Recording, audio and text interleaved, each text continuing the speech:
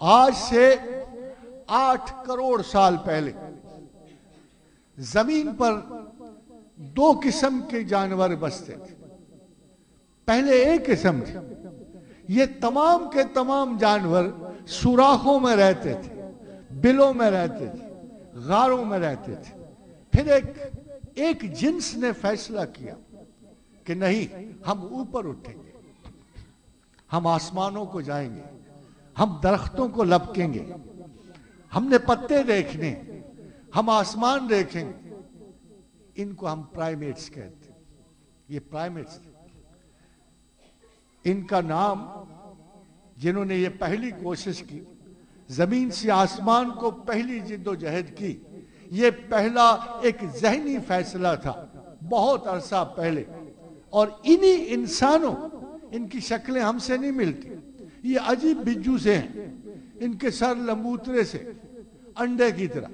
مگر یہ انسان جو بنیادی طور پہ حضرت انسان کے فور فادرز، جو ہمارے بڑے ہی پرانے آبا و اجداد ہیں، ان کو ہم پرائمیٹس کہتے ہیں. انہوں نے پہلا شعوری فیصلہ یہ کیا کہ اب زمین کی سوراخوں کو لپکنے کی بجائے ہم آسمان بسیط کی وسعتوں کو لپکیں گے. یہ پہلے انسان.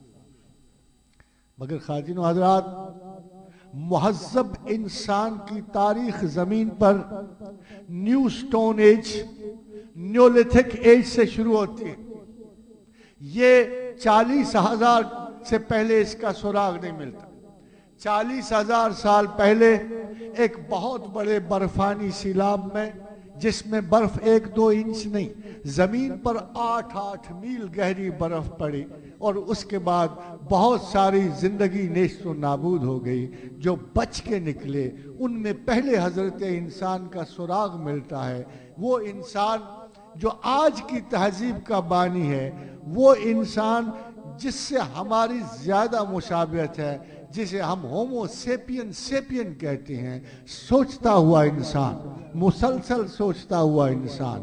اس کے بعد خواتین و حضرات، سوال یہ پیدا ہوتا ہے کہ یہ تو کل کا انسان، 40,000 سال پہلے کا انسان، یہ تو زمانہ کل حجر کا انسان ہے. یہ تو اس زمانے کا انسان ہے جب انسان بستیاں بنانی شروع، جب عورتوں اور مردوں نے کام بانٹا، جب مردوں نے عورتوں کو کہا کہ انسانی بچہ نہیں پل سکتا جیسے جانوروں کے بچے پلتے، ایسے نہیں پل سکتے. ایک بہت بڑا فرق اگر آپ نے غور کیا ہو تو مرد اور عورت کے فرائض میں یہ پڑا کہ دونوں نسلوں نے بیٹھ کے سوچا کہ دیکھو بابا، بات یہ ہے کہ جانور کا بچہ تو ماں کے پیٹ سے نکلتے ہی دوڑنا شروع کر دیتا ہے، سانپ کا بچہ نکلتے ہی سرسراتا ہے، بکری کا بچہ 1-8 گھنٹے میں کھڑا ہو کے کام کرتا ہے. مگر انسان کا بچہ ایسے نہیں کر سکتا. انسان کا بچہ تو کافی سالوں تک ایسا نہیں کر سکتا. اس کی زندگی غیر محفوظ تھی. تو دونوں اجناس کے درمیان، عورت اور مرد کے درمیان ایک مستقل صدیوں کا فیصلہ ہوا. آج تک وہ فیصلہ قائم ہے. جو اس سے انحراف کرتا ہے وہ بنیادی فیصلے سے انحراف کرتا ہے. فیصلہ یہ ہوا کہ عورت 4 دیواری کے اندر جائے گی، بچے کی حفاظت کرے گی، اس کے گرد 4 دیواری مرد بنائے گا، اس کی خوراک کا انتظام مرد کرے گا. یہ آج سے 40,000 سال پہلے دونوں اجناس انسان میں جو کانٹریکٹ ہوا آج بھی چل رہا ہے. صرف یہ کہ آج کی خاتون اس کانٹریکٹ سے انحراف کرنے کی کوشش کر رہی ہے، اور آج کا مرد ان فرائض سے انحراف کر رہا ہے جو اس وقت ایک دوسرے کے فیصلے کے مطابق ہوئے. تو خاتون حضرات، اتنا عرصہ اگر آپ غور کریں تو انسان رہا کہاں؟ جب ابھی عقل و شعور کی آگہی کا دن نہیں چڑھا تھا تو یہ مسلسل رات جو جہالت اور جانوریت کی تھی، یہ کہاں رہا؟ یہ جانوروں میں رہا. یہ اپنے جیسے باقی جانوروں میں رہا. یہ ایسی مخلوق میں رہا جن میں کوئی انسانیت نہیں تھی، جن سے تہذیب ایشو نہیں ہوتی تھی، جن سے علم و عقل کی کوئی شعاع نہیں پھوٹتی تھی. تو یہ انسان ابتدا ہی سے ان جانوروں کی خصلت پا گیا قرآن حکیم میں اللہ نے فرمایا یہ بنیادی ذرا خصلت سن لیجئے جو میں ابھی ڈسکس کر رہا ہوں نفس انسان کی. یہ خصلت عمومی ہے، تمام زندگیوں میں پائی جاتی ہے، جانوروں میں پائی جاتی ہے، انسانوں میں پائی جاتی ہے.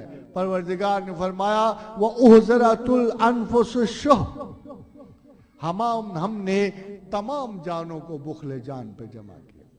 دی فرسٹ ایور انسٹنکٹ، سب سے پہلی جبلت جو نسل انسان میں پیدا ہوئی اسے ہم حصے بقا کہتے ہیں، اسے ہم سروائیول کہتے ہیں. یہ اولین شرط زندگی تھی. یہ شرط بقا بڑی قیمتی تھی خواتین و حضرات. اللہ نے انسان کو زندگی بچانے کی پہلی حص دی. نہ صرف انسان کو دی، چونٹی کو دی، چڑیا کو دی، شیر کو دی تو بلی کو بھی دی. یہ وہ حصے مشترکہ تھے جو تمام حیات میں پائی گئی. اللہ نے اس کا اصولاً اعلان کیا کہ تمام زندگی میں بنیادی جو نفس مشترک ہے وہ سروائیول ہے، حصے بقا ہے. اس کے بغیر ہم کسی زندگی کو پیدا نہیں کریں گے. یہ کتنی قیمتی حصہ ہے. اگر بقا ہمارے رستے میں آ جائے اور خدا کے رستے میں آ جائے تو اللہ اس کا اتنا احترام کرتا ہے کہ اگر آپ کی جان خطرے میں پڑ جائے، اگر آپ کی زندگی خطرے میں پڑ جائے، تو اگر آپ حلال کو حرام بھی کر لو اور حرام کو حلال بھی کر لو تو اللہ برا نہیں مانتا. انما حرم علیکم المیتۃ والدم ولحم الخنزیر وما اہل بہ لغیر اللہ. یہ چار چیزیں حرام مطلق ہیں خواتین و حضرات. اگر جان خطرے میں پڑ جائے، زندگی جو اللہ کا انعام ہے خطرے میں پڑ جائے، فَمَنِ اضْطُرَّ غَيْرَ بَاغٍ وَلَا عَادٍ فَلَا إِثْمَ عَلَيْهِ. تو اضطراب جان سے نکلنے کے لیے اگر تم حرام بھی کھا لو فَلَا إِثْمَ عَلَيْهِ، تو تم پہ کوئی گناہ نہیں. اِنَّ اللَّهَ غَفُورٌ رَحِيمٌ. بلا شبہ اللہ بخشنے والا ہے. زندگی اتنی بڑی نعمت تھی، حصے بقا اتنی قیمتی حص تھی کہ خداوند کریم نے اس کی حفاظت کے لیے آپ کو حدود شریعت سے متجاوز ہونے کی اجازت بھی دے دی.